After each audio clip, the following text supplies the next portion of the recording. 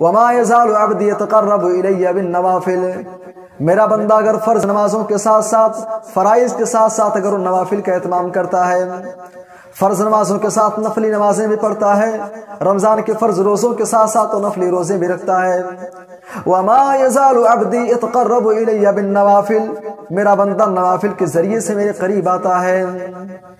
نوافل کا اہتمام، فرائض کے ساتھ ساتھ نوافل کی پابندی کی جائے، یہ دوسرا عمل ہے اگر اللہ کی نگاہ میں محبوب بننا ہے۔ اور اللہ کہتا ہے کہ جب میرا بندہ فرائض کا اہتمام کرتا ہے، نوافل کا اہتمام کرتا ہے، تو میں اس سے محبت کرنے لگتا ہوں، اور جب میں اس سے محبت کرنے لگتا ہوں تو اللہ تبارک و تعالیٰ بڑی پیاری بات ذکر کرتا ہے۔ فرمایا کنت سمعہ الذی یسمع بہ، میں اپنے بندے کا کان بن جاتا ہوں جس سے میرا بندہ سنتا ہے، وبصرہ الذی یبصر بہ، میں اپنے بندے کا آنکھ بن جاتا ہوں جس سے میرا بندہ دیکھتا ہے، ویدہ التی یبطش بہا، اور میں اپنے بندے کا ہاتھ بن جاتا ہوں جس سے میرا بندہ پکڑتا ہے، ورجلہ التی یمشی بہا، میں اپنے بندے کا پیر بن جاتا ہوں جس سے میرا بندہ چلتا ہے۔ اللہ تبارک و تعالی ہاتھ بن جاتا ہے، اللہ آنکھ بن جاتا ہے، کان بن جاتا ہے، کیا مطلب؟ یعنی اللہ تبارک و تعالیٰ ایسے انسان کو اپنی جانب سے خصوصی طور پہ ایسی سیکورٹی عطا کرتا ہے، ایسی حفاظت اسے عطا کر دیتا ہے کہ ایسا انسان آٹومیٹک برائیوں سے، گناہوں سے، جرائم سے محفوظ رہتا ہے۔ میرے بھائی اور دوستو، تو یہ دو اعمال ہو گئے، فرائض کا اہتمام اور نوافل کا اہتمام۔ اور آگے بڑھیے، تیسرا عمل، 10 محبوب اعمال میں سے تیسرا عمل احسان۔ اللہ نے فرمایا کہ وَأَحْسِنُوا إِنَّ اللَّهَ يُحِبُّ الْمُحْسِنِينَ، اے لوگو تم احسان کرو، اللہ تبارک و تعالیٰ احسان کرنے والوں کو پسند کرتا ہے۔ احسان کیا چیز ہے؟ عام طور سے اردو میں احسان کا مطلب ہم کیا جانتے ہیں؟ کسی کے ساتھ بھلائی کرنا، کسی کے ساتھ نیکی کرنا، کسی کے ساتھ اچھا معاملہ کرنا۔ لیکن شریعت کی اصطلاح میں، اسلامی شریعت میں احسان 3 مطلب کے لیے استعمال ہوتا ہے۔ شریعت کے 3 معنی آتے ہیں۔ نمبر 1، کسی کو اس کی محنت سے زیادہ دینا۔ آپ نے کسی کو مزدوری پر رکھا، اس کی مزدوری 100 روپے، لیکن آپ اس کو 105 دے رہے ہیں، آپ اس کو 110 آپ نے دے دیا، 115، 120 آپ نے دے دیا، اس کا نام احسان ہے۔ اور صحیح مسلم کی روایت آپ نے سامنے رکھی ہے، صحابہ کرام کی جماعت میں ایک نام ہے جابر ابن عبداللہ۔ جابر ابن عبداللہ کہتے ہیں کنت مع النبی صلی اللہ علیہ وسلم فی غزوۃ، میں ایک غزوے میں اللہ کے نبی کے ساتھ تھا، غزوے سے ہم لوگ واپس آ رہے تھے، اللہ کے نبی صلی اللہ علیہ وسلم نے پوچھا جابر کیا بات ہے؟ کہتے ہیں اللہ کے نبی آیا بعیری، میرا اونٹ تھک گیا ہے، میرا اونٹ عاجز آ گیا چلنے سے، اللہ کے نبی میں قافلے والوں سے پیچھے رہ گیا ہوں۔ اللہ کے نبی صلی اللہ علیہ وسلم کے ہاتھ میں ایک چھڑی تھی، آپ نے اس کے ذریعے سے اونٹ کو ایک کچو کا لگایا، آپ نے دھیرے سے اس کو مارا اور وہ اونٹنی اتنی تیز بھاگنے لگی۔ جابر ابن عبداللہ کہتے ہیں کہ میں اونٹنی کو روک رہا ہوں کہ وہ نبی سے آگے نہ بڑھے، لیکن وہ بار بار نبی سے آگے بڑھ رہی تھی۔ اس کے بعد اللہ کے نبی صلی اللہ علیہ وسلم نے پوچھا جابر تزوجتا، شادی کر لیے ہو؟ کہتے ہیں کہ اللہ کے نبی ہاں شادی کر لیا ہوں۔ آپ نے فرمایا بکرن ام ثیبا، کنواری سے کیے ہو یا بیوہ سے کیے ہو؟ انہوں نے کہا اللہ کے نبی ثیبن، بیوہ سے کیا ہوں۔ آپ نے فرمایا کہ جابر نوجوان ہو، فہلا بکرا، تم نے لوڈی سے، تمہیں کنواری سے شادی کیوں نہیں کی؟ بھئی کنواری سے شادی کرتے، تم بھی نوجوان ہو، تمہارا مزاج ایک دوسرے سے میچ کھاتا۔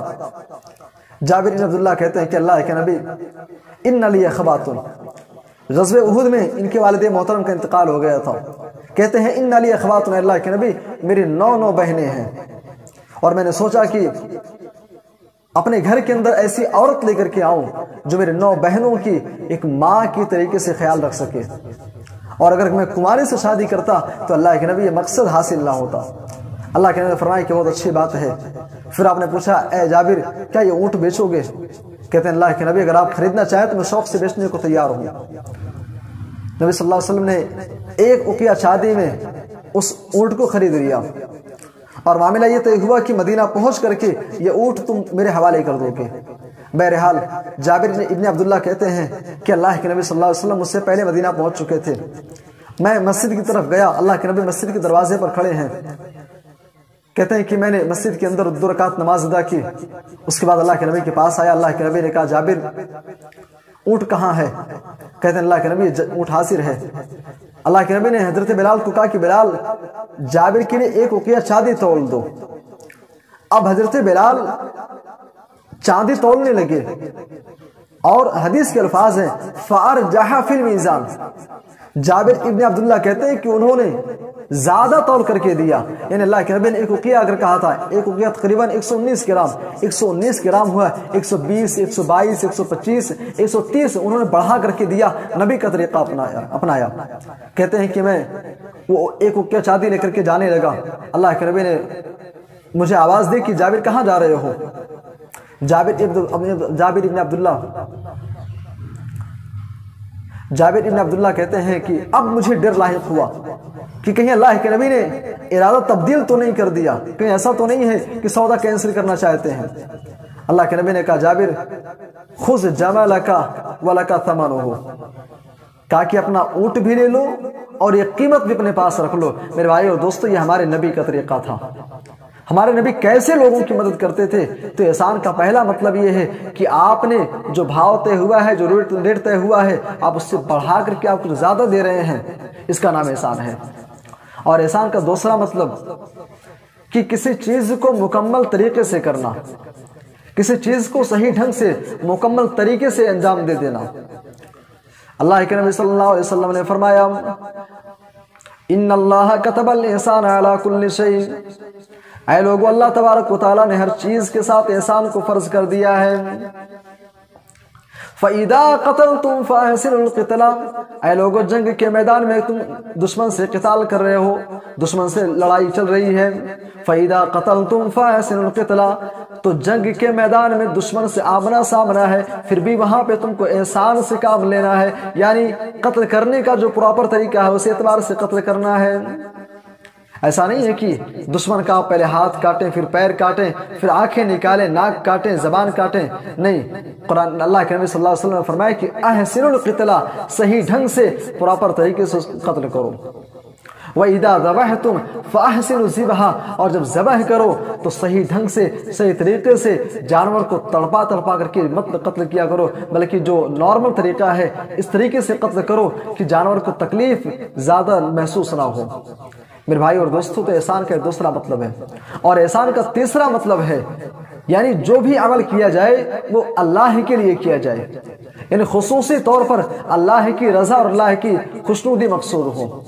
قرآن حکیم کا سورہ مائدہ کے اندر اللہ تبارک و تعالیٰ نے سورہ مائدہ آیت نمبر 100 میں اللہ تبارک و تعالیٰ نے اسی بات کی طرف اشارہ کیا ہے، فرمایا والسابقون الاولون من المہاجرین والانصار۔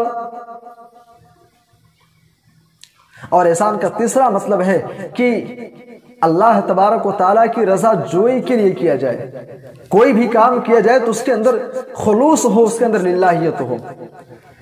اللہ تبارک و تعالیٰ نے قرآن حکیم کے اندر سورہ مائدہ میں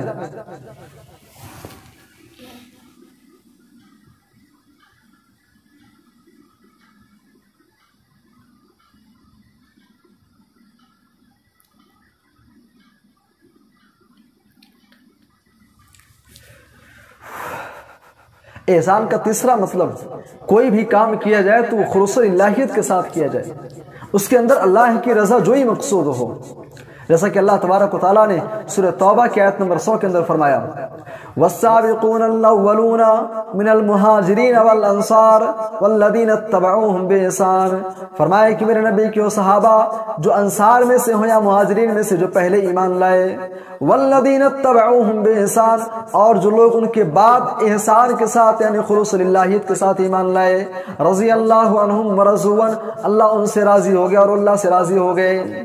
یہاں پہ احسان اخلاص کے معنی میں ہے، یعنی مہاجرین اور انصار میں سے جو پہلے ایمان لائے اور ان کے بعد جو ایمان لائے ہیں، لیکن بعض لوگ ایسے تھے جن کے دلوں کے اندر نفاق تھا، جن کے دلوں کے اندر ریاکاری اور دکھاوا موجود تھا، اللہ تبارک و تعالیٰ نے ایسے لوگوں کو کاٹ کر کے الگ کر دیا کہ ایسے لوگوں سے اللہ راضی نہیں ہے، بلکہ ایسے لوگوں سے اللہ راضی ہوا جنہوں نے خلوص کے ساتھ للہیت کے ساتھ میرے نبی کے صحابہ انصار و مہاجرین میں سے اولین صحابہ کے بعد جو ایمان لائے ہیں۔ تو احسان کا تیسرا مطلب ہے، تین چیزیں ہو گئیں، چوتھی چیز تقوی۔ یہ تقوی کیا ہے؟ برائیوں سے بچتے ہوئے، گناہوں سے بچتے ہوئے اللہ تبارک و تعالیٰ کی اطاعت کو بجا لانا، اللہ تبارک و تعالیٰ کے احکامات کے اوپر عمل کرنا، اسی کا نام تقویٰ ہے۔ جیسا کہ ابی بن کعب رضی اللہ تعالیٰ عنہ سے حضرت عمر بن خطاب رضی اللہ تعالیٰ عنہ نے سوال کیا کہ تقویٰ کیا چیز ہے، تو انہوں نے جواب دیا کہ کیا کبھی کانٹے دار راستے سے، کانٹے دار جھاڑیوں سے آپ کا گزر ہوا ہے؟ کہتے ہیں کہ ہاں۔ ابی بن کعب رضی اللہ تعالیٰ عنہ نے کہا تو آپ وہاں سے کیسے نکلتے ہیں؟ کہتے ہیں کہ میں وہاں سے اپنے دامن کو سمیٹ کر کے اس طریقے سے نکلتا ہوں کہ کہیں ایسا نہ ہو کہ کوئی ایک کانٹا میرے جسم کے اندر میرے کپڑے میں چبھ جائے۔ تو ابی بن کعب نے کہا کہ تقویٰ اسی کا نام ہے، تقویٰ اسی کا نام ہے کہ انسان قوم کے اندر، سماج کے اندر، معاشرے کے اندر برائیاں پائی جا رہی ہیں، خرابیاں پائی جا رہی ہیں، انسان اپنے آپ کو برائیوں سے دور رکھتے ہوئے، برائیوں سے بچتے ہوئے اللہ تبارک و تعالیٰ کے احکامات پہ قائم رہے، اللہ کے احکامات کے اوپر قائم و دائم رہے، اسی کا نام تقویٰ ہے میرے بھائی اور دوستو۔ اور یہ تقویٰ جس دل کے اندر پیدا ہو جائے، جس دل کے اندر اللہ کا ڈر، اللہ کا خوف پیدا ہو جائے میرے بھائی اور دوستو، پھر ایسے انسان کی نجات کے لیے یہ تقویٰ اس کافی ہوگا۔ اللہ کے نبی صلی اللہ علیہ وسلم ایک آدمی کا واقعہ بیان کر رہے ہیں، فرمایا کہ اسرف رجل علی نفسی، ایک شخص بہت بڑا گنہگار تھا، بہت بڑا ظالم تھا، اس نے اپنے نفس کے اوپر بہت ظلم کیے تھے۔ فلما حضرہ الموت، جب اس کی موت کا وقت قریب آیا، جب ایسا ہوا کہ ابھی اس کی جان نکل جائے گی، زندگی کے آخری مرحلے میں وہ تھا، اس نے اپنے بیٹوں کو بلایا، اوصا بنی، اپنے بچوں کو اس نے وصیت کی، کہا میرے بیٹو جب میں مر جاؤں گا، جب میں مر جاؤں گا، فَإِذَا أَنَا مِتُّ، جب میں مر جاؤں گا، اے میرے بیٹو احرقونی، تم مجھے جلا دینا، ثم سحقونی ثم ذرونی فی الرِّیحِ فی البحر، اور میری راکھ کو لے کر کے سمندر میں، جس دن تیز ہوا چلے گی میری راکھ کو سمندر کے حوالے کر دینا، میری راکھ کو ہوا میں اڑا دینا۔ میرے بھائی اور دوستو، جب آدمی مر گیا، اللہ کے نبی کہتے ہیں اس کے بیٹوں نے اس کے ساتھ ویسا ہی کیا۔ اس کے بعد اللہ تبارک و تعالیٰ نے زمین کو حکم دیا، ادی ما اخذتی، اے زمین تیرے اندر اس انسان کی ذرات جہاں جہاں بکھرے ہیں تو سب کو اکٹھا کر دے۔ چنانچہ زمین نے سارے کے سارے ذرات اکٹھا کر دیے، اور وہ انسان اللہ تبارک و تعالیٰ کے سامنے اس کو دوبارہ کھڑا کیا گیا۔ اللہ تبارک و تعالیٰ نے پوچھا کہ میرے بندے لما صنعت ھذا، تو نے ایسا کیوں کہا، تو نے اپنے بیٹوں کو ایسی وصیت کیوں کی؟ کہتا ہے کہ اللہ میں نے اپنے نفس کے اوپر بہت ظلم کیے، میں بہت بڑا گنہگار تھا، مجھے برا یقین ہو گیا تھا کہ میرا رب مجھے معاف نہیں کرے گا، اسی لیے اللہ اے اللہ میں نے تیرے ڈر کی وجہ سے، تیرے خوف سے اللہ میں نے ایسا کام کیا۔ اللہ کے نبی کہتے ہیں کہ اللہ تبارک و تعالیٰ کو اس کی ادا اتنی پسند آئی کہ اللہ تبارک و تعالیٰ نے اسے معاف کر دیا۔ میرے بھائی اور دوستو، تو یہ چوتھا عمل ہے، اپنے اندر تقویٰ آپ پیدا کیجئے۔ اللہ کے نبی صلی اللہ علیہ وسلم کی زندگی کا اگر مطالعہ کریں گے، اللہ کے نبی ہر خطبے کے اندر قرآن حکیم کی 3 آیتوں کی تلاوت کرتے تھے، اور تینوں آیتوں کے اندر سب سے پہلا جو پیغام ہے اسی تقوی کے حوالے سے ہے۔